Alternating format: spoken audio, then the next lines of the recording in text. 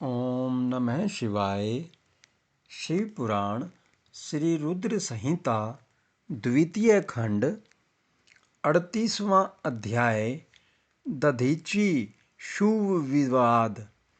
सूत जी कहते हैं, हे महर्षियों, ब्रह्मा जी के द्वारा कही हुई कथा को सुनकर नारद जी आश्चर्यचकित हो गए तथा उन्होंने ब्रह्मा जी से पूछा कि भगवान विष्णु शिवजी को छोड़कर अन्य देवताओं के साथ दक्ष के यज्ञ में क्यों चले गए?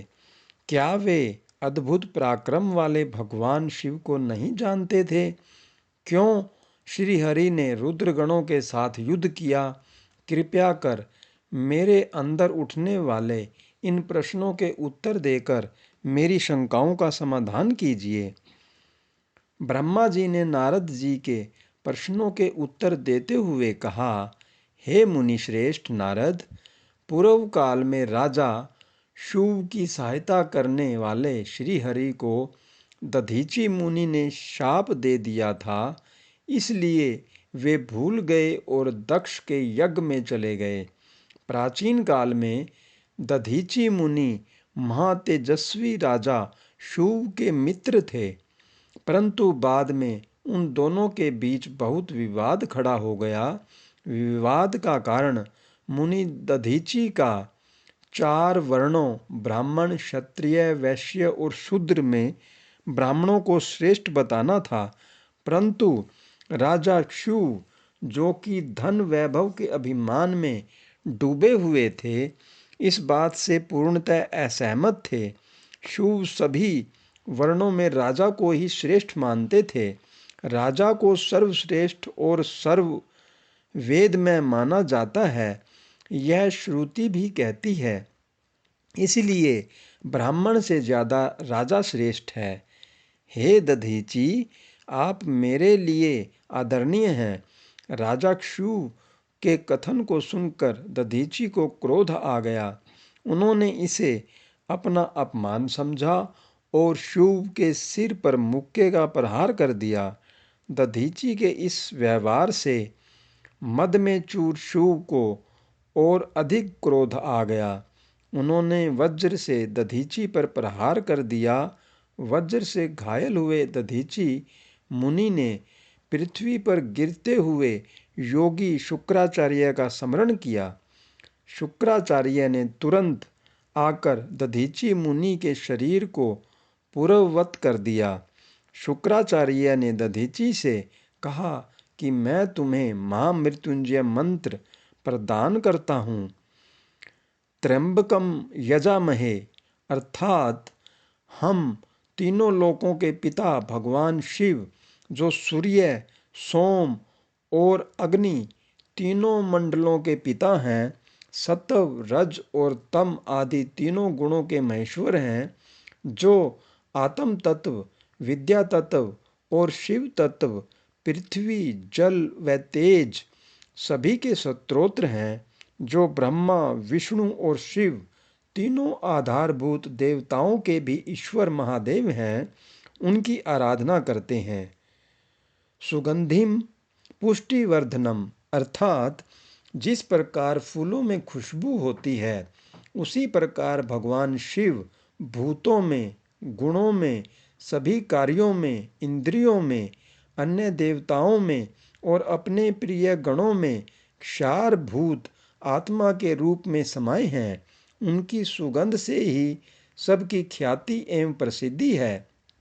पुष्टिवर्धनम, अर्थात वे भगवान शिव ही प्रकृति का पोषण करते हैं। वे ही ब्रह्मा, विष्णु, मुनियों एवं सभी देवताओं का पोषण करते हैं। उर्वा रुक्मिव बंधनान मृत्यो मुक्ष्य मामृतात, अर्थात जिस प्रकार खरबूजा पक जाने पर लता से टूटकर अलग हो जाता है, उसी प्रकार मैं भी मृत्यु रूपी बंधन से मुक्त होकर मोक्ष को प्राप्त करूं। हे रुद्रदेव, आपका स्वरूप अमृत के समान है। जो पुण्य कर्म, तपस्या, स्वाध्याय, योग और ध्यान से उनकी आराधना करता है, उसे नया जीवन प्राप्त होता है। भगवान शिव अपने भक्त को मृत्यु के बंधनों से मुक्त कर देते हैं और उसे मोक्ष प्रदान करते हैं। जैसे उर्वारुक अर्थात ककड़ी को उसकी बेल अपने बंधन में बांधे रखती है और पक जाने पर स्वयं ही उसे बंधन मुक्त कर देती है, यह मां मृत्युंजय मंत्र संजीवनी मंत्र है। तुम नियम पूर्वक भगवान शिव का स्मरण करके इस मंत्र का जाप करो। इस मंत्र से अभिमंत्रित जल को पियो। इस मंत्र का जाप करने से मृत्यु का भय नहीं रहता। इसके विधिवत पूजन करने से भगवान शिव प्रसन्न होते हैं। वे सभी कार्यों की सिद्धि करते हैं तथा सभी बंधनों से मुक्त कर मोक्ष प्रदान करते हैं। ब्रह्मा जी बोले, नारद, दधीची मुनि को इस प्रकार उपदेश देकर शुक्राचार्य अपने निवास पर चले गए। उनकी बातों का दधीची मुनि पर बड़ा प्रभाव पड़ा और वे भगवान शिव का स्मरण कर उन्हें प्रसन्न करने के लिए तपस्या करने वन में चले गए। वन में उन्होंने प्रेम पूर्वक भगवान शिव का चिंतन करते हुए उनकी तपस्या आरंभ कर दी। दीर्घ काल तक वे महामृत्युंजय मंत्र का जाप करते रहे। उनकी इस निस्वार्थ भक्ति से भक्त वत्सल भगवान शिव प्रसन्न होकर उनके सामने प्रकट हो गए। दधीची ने दोनों हाथ जोड़कर शिवजी को प्रणाम किया। उन्होंने महादेव जी की बहुत स्तुति की।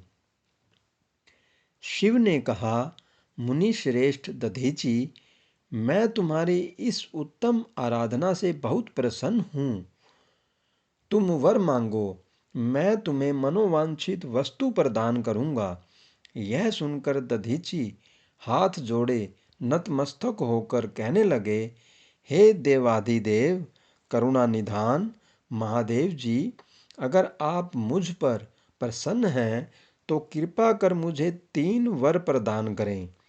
पहला यह कि मेरी अस्थियां वज्र के समान हो जाएं। दूसरा, कोई मेरा वध न कर सके, अर्थात मैं हमेशा अवध्य रहूं। और तीसरा कि मैं हमेशा अधीन रहूं, कभी दीन न होऊं। शिवजी ने तथास्तु कहकर तीनों वर दधीची को प्रदान कर दिए। तीनों मन चाहे वर मिल जाने पर दधीची मुनि बहुत प्रसन्न थे। वे आनंद मग्न होकर राजा क्षुव के स्थान की ओर चल दिए। वहां पहुंचकर दधीची ने शिव के सिर पर लात मारी। शिव विष्णु जी का परम भक्त था। राजा होने के कारण वह भी अहंकारी था। उसने क्रोधित हो तुरंत दधीची पर वज्र से प्रहार कर दिया, परंतु शिव के प्रहार से दधीची मुनि का बाल भी बांका नहीं हुआ। यह सब महादेव जी के वरदान से ही हुआ था। यह देखकर शिव को बड़ा आश्चर्य हुआ। तब उन्होंने वन में जाकर इंद्र के भाई मुकुंद की आराधना शुरू कर दी। तब विष्णु जी ने प्रसन्न होकर शिव को दिव्य दृष्टि प्रदान की। शिव ने विष्णु जी को प्रणाम कर उनकी भक्ति भाव से स्तुति की।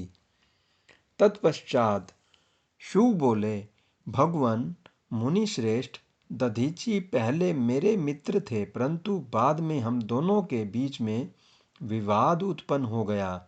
दधीची ने परम पूजनीय भगवान शिव की तपस्या महामृत्युंजय मंत्र से कर उन्हें प्रसन्न किया तथा अवध्य रहने का वरदान प्राप्त कर लिया।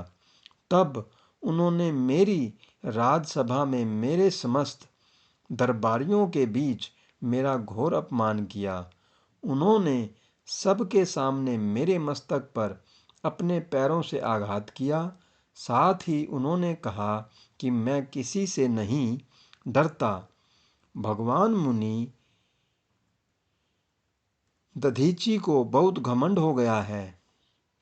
ब्रह्मा जी बोले, नारद, जब श्री हरि को इस बात का ज्ञान हुआ कि दधीचि मुनि को महादेव जी द्वारा अवधेय होने का आशीर्वाद प्राप्त है, तो वे कहने लगे कि शिव महादेव जी के भक्तों को कभी भी किसी प्रकार का भी भय नहीं होता है। यदि मैं इस विषय में कुछ करूं तो दधीचि को बुरा लगेगा और वे शाप भी दे सकते हैं।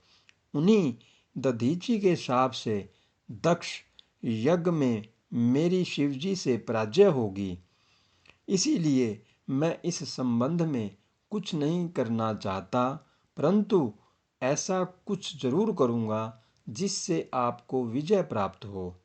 भगवान विष्णु के ये वचन सुनकर राजा चुप हो गए। ओम नमः शिवाय।